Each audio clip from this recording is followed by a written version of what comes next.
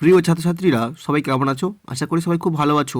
আজকে আমরা এই ভিডিওতে আলোচনা করব দ্বাদশ শ্রেণী computer application suggestion 2024 last minute suggestion নিয়ে, যার প্রথম অধ্যায় লজিক গেট ও সংযুক্ত সার্কিট থেকে সম্পূর্ণ অধ্যায়ভিত্তিক সাজেশন নিয়ে।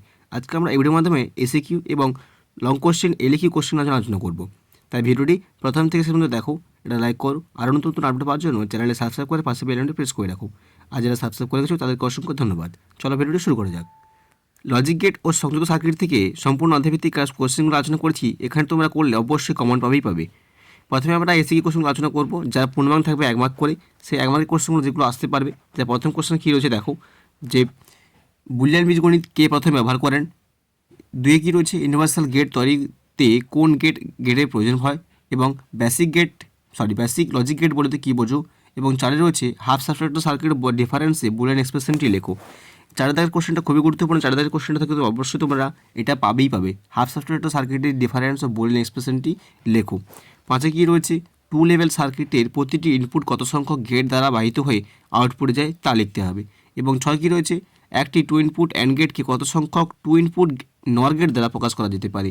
সাধারণত অ্যান্ড গেট থেকে নর গেট এবং নর গেট থেকে ব্যবহার করে অ্যান্ড অর নট থেকে কতগুলি গেট ব্যবহার করা হয়, এই সম্বন্ধিত কোশ্চেনগুলো তোমরা অবশ্যই পাবে। শুধু এখানে নর নয়, তোমরা এখানে ন্যান্ড থেকেও তোমরা কোশ্চেন পেতে পারো। পরে কী রয়েছে, সাথে রয়েছে ডেকোডারের ক্ষেত্রে কত সংখ্যক আউটপুট লাইন থাকে তা লিখতে হবে। এবং ডেসিমেল টু বাইনারি এনকোডারের ক্ষেত্রে কটি ইনপুট সিগন্যাল থাকতে পারে তা লেখো। 9 কী রয়েছে, এফ সমান এ প্লাস বি ইনভার্স সি, এই এক্সপ্রেশনটি লজিক গেটটি দেখাতে হবে। লজিক গেট সাধারণত পড়ে না, যদি পড়ে যায় তাই জন্য আমি এখানে দিয়েছি, যেখানে ইনপুট থাকবে এ এবং বি, সেখান থেকে তোমরা এখানে করতে পারবে। না পারলে কমেন্ট করে জানাও, উত্তরগুলো আমি তোমাদের কমেন্ট করে দেখিয়ে দেওয়ার চেষ্টা করবো ভিডিওর মাধ্যমে। পরে হচ্ছে 10 কি ডেটা সিলেক্টর কাকে বলা হয় উদাহরণ দাও। সাধারণত বলা হয় মাল্টিপ্লেক্স থেকে বলা হয় এটা ডেটা সিলেক্টর, এবং ডিমাল্টিপ্লেক্স থেকে বলা হয় ডেটা ডিস্ট্রিবিউট।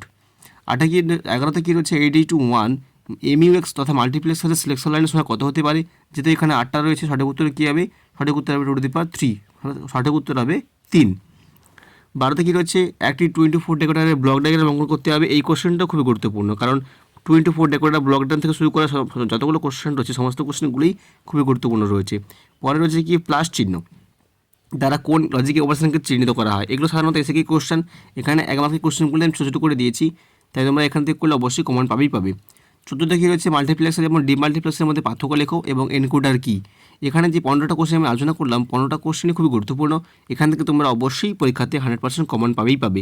যে এদের মধ্যে যে কোশ্চেনগুলো আসার চেষ্টা করা হচ্ছে, যেমন ধরো যে ডেসিমেল থেকে বাইনারি কোডের ক্ষেত্রে কয়টি ইনপুট লাইনে প্রয়োজন রয়েছে, একটি 2 ইনপুট অ্যান্ড গেটকে কত সংখ্যক 2 ইনপুট ডেকোরেট প্রকাশ করে দিতে পারে, এই কোশ্চেনটা। এবং হাফ সাবস্ট্রাক্টর সার্কিটের ডিফারেন্স বুলিয়ান এক্সপ্রেশনটি লেখো, 4 দাগের কোশ্চেনটা। চলো এবার আমরা দেখে নেবো যে কীভাবে এলে কি কোশ্চেনগুলো কী আসতে পারে। আর এই কোশ্চেনগুলো তো যদি না পারো কমেন্ট করে জানাও, আর সেটা আমি ভিডিও তোমাদের করে দেখাবো। লং কোশ্চেন তথা 7 মার্কের কোশ্চেনগুলো যেগুলো হবে এলে কি কোশ্চেন হিসেবে, একটা কী রয়েছে, প্রথমে হচ্ছে দেখো, একটি 4 বিট অ্যাডার সার্কিটটি তৈরি করার পদ্ধতিটি লেখো।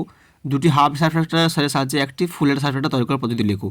একটি 4 বিট অ্যাডার সার্কিট তৈরি করার পদ্ধতিটা আমি এখানে দেওয়ার কারণ অনেক সময় পড়ে যায়, না পড়লে চলবে, কোনো সমস্যা নেই, এটা 50% কমন রয়েছে। কিন্তু এখানে যে কোশ্চেনটা রয়েছে, এখানে 2 দাগের কোশ্চেনটা 2টি হাফ সাবস্ট্রাক্টর ব্যবহার করে একটি ফুল সার্কিট তৈরি করো, অথবা 2টি হাফ অ্যাডার ব্যবহার করে একটি ফুল অ্যাডার তৈরি করো। এই কোশ্চেনটা কিন্তু খুবই গুরুত্বপূর্ণ, তোমরা পরীক্ষাতে হাফ এবং ফুল দুটোই অ্যাডার এবং সাবস্ট্রাক্টর পাবে। 100% কমন, একদম 100% পাবে। এটা আমি তোমাদের বলে দিলাম। কিন্তু 3 যে কোশ্চেনটা রয়েছে দেখো, এনকোডার কি এবং অক্টাল টু বাইনারি এনকোডারের ট্রুথ টেবিলটি লেখো। এই বছর 2024 সালে যে কোশ্চেনগুলো আলোচনা হয়েছে, যে সাধারণ কোশ্চেন যেগুলো আসবে সেগুলো অ্যাডার, সাবস্ট্রাক্টর এবং এনকোডার, এই 3টের মধ্যে তোমরা অবশ্যই পাবে। এই 3টে ভালো করে পড়ে গেলে এই 3টের মধ্যে তোমরা সাধারণ কোশ্চেন তোমরা লিখতেই পারবে। তাহলে কী রয়েছে দেখো, 2x4 ডেকোডারের ট্রুথ টেবিল করতে বলা আছে। 2x4 ডেকোডারের ট্রুথ টেবিল লজিক গেটটি অঙ্কন করতে হবে, এবং যে কোনো একটি ইউনিভার্সাল গেট ব্যবহার করে অ্যান্ড অর নট গেট তৈরি করতে হবে। তাহলে ইউনিভার্সাল গেট দুটো রয়েছে, একটা হচ্ছে ন্যান্ড এবং একটা হচ্ছে নর। তাহলে এই দুটো গেটের মধ্যে যে কোনো একটা পাবি, এবার সেখান থেকে অ্যান্ড অর নট তোমরা ভালো করে প্র্যাকটিস করলে অবশ্যই কিছু একটা কমন পেয়ে যাবে। তাহলে এই 6টা কোশ্চেন ভালো করে কিন্তু পড়ে নেবে, ভালো করে প্র্যাকটিসও করে নেবে।